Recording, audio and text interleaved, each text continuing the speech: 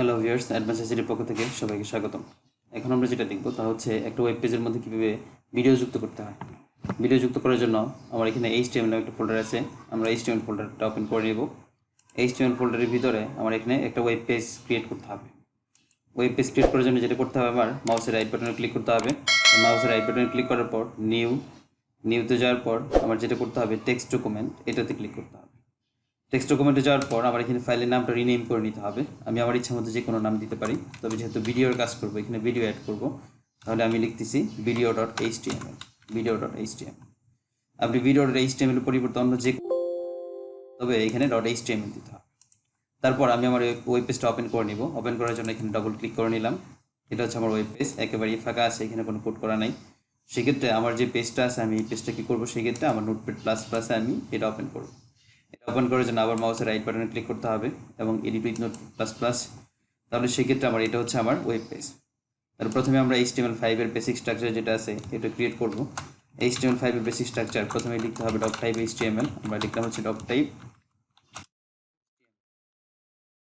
তারপরে আমার লিখতে হবে কি HTML এর স্টার্টিং ট্যাগ এবং HTML এর হচ্ছে এন্ডিং ট্যাগ। আর HTML এর মধ্যে আমরা কোথায় কাজ করব, বডিতে কাজ করব। বডিতে কাজ এবং বডি হচ্ছে এন্ডিং ট্যাগ এবং বডি হচ্ছে এন্ডিং ট্যাগ। তাহলে এই বডিতে আমরা কি করব, ভিডিও অ্যাড করব। তাহলে সেক্ষেত্রে ভিডিওটা অনেকটা ইমেজের মতোই। ইমেজের ক্ষেত্রে আমরা যে ট্যাগ লিখছিলাম তা হচ্ছে img src সোর্স লিখতে হয়েছে। সেক্ষেত্রে আমরা ভিডিওর জন্য লিখবো হচ্ছে ভিডিও ট্যাগ হচ্ছে কি ভিডিও, লিখতে হবে src সোর্স ইকুয়াল ইনভার্টেড কমার মধ্যে ভিডিওর নাম লিখতে হবে। তাহলে আমাদের এখানে একটা ভিডিও নিতে হবে। প্রথমেই দেখি ভিডিওটা কোথা থেকে নেওয়া যায়। সেক্ষেত্রে ভিডিও নেওয়ার জন্য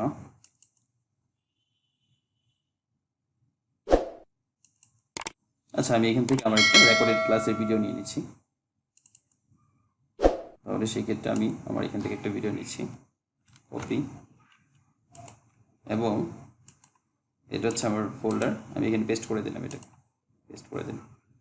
তাহলে ভিডিওর নামটা অনেক বড়, সেক্ষেত্রে আমি চাচ্ছি এই ভিডিওটাকে একটু রিনেম করে নেব।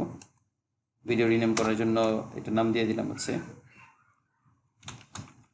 bpcc.mp4। তাহলে আমার ভিডিওর নাম হচ্ছে কি bpcc.mp4। আমরা এই ভিডিওটা কী করবো, আমার ওয়েব পেজে আমি অ্যাড করব। সেক্ষেত্রে তাহলে আমি আবার বলতেছি, ভিডিওর জন্য লিখতে হবে ভিডিও, পর লিখতে হবে কি src সোর্স ইকুয়াল ইনভার্টেড কমার মধ্যে ভিডিওর নাম লিখতে হবে। তাহলে আমার ভিডিওর নাম কি ছিল, ভিডিওর নাম ছিল হচ্ছে আমার bp.mp4।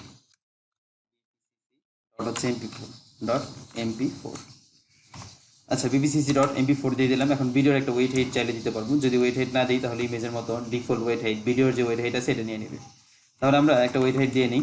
ওয়েট হাইট দেওয়ার জন্য আমরা জানি হচ্ছে উইড লিখতে হবে প্রথমেই, width উইড হচ্ছে কত পিক্সেল দিব, উইড দিলাম হচ্ছে 500 পিক্সেল, এবং হাইট দিতে হবে তাহলে হাইট দিব HIGHT, হাইট ইকুয়াল হচ্ছে 500 পিক্সেল।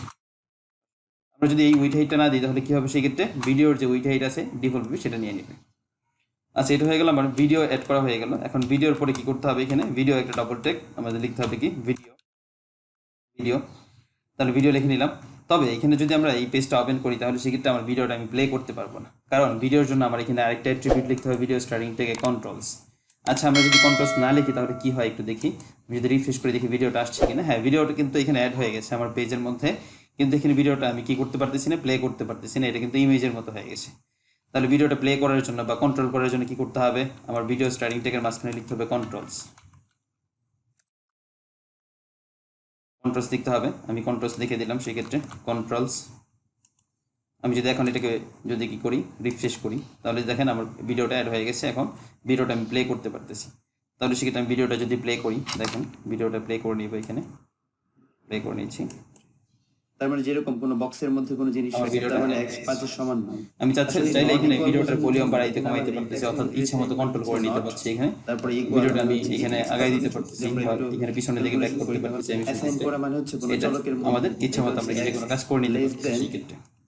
তাহলে এটা হয়ে গেল, আমাদের ভিডিও অ্যাড করা হয়ে গেল। এখন আমরা যেটা দেখবো, যদি এখানে একাধিক ভিডিও থাকে তাহলে কিভাবে করবো সেই ক্ষেত্রে। তাহলে আমরা এটা আমি যদি কপি পেস্ট করি, আবার 3টা হয়ে গেছে। এখন তাহলে আমার কয়টা হয়ে গেছে, 4টা ভিডিও হয়ে গেছে। আচ্ছা, আমি যদি এখন এটাকে রিফ্রেশ করি, দেখি 4টা ভিডিও হয় কিনা।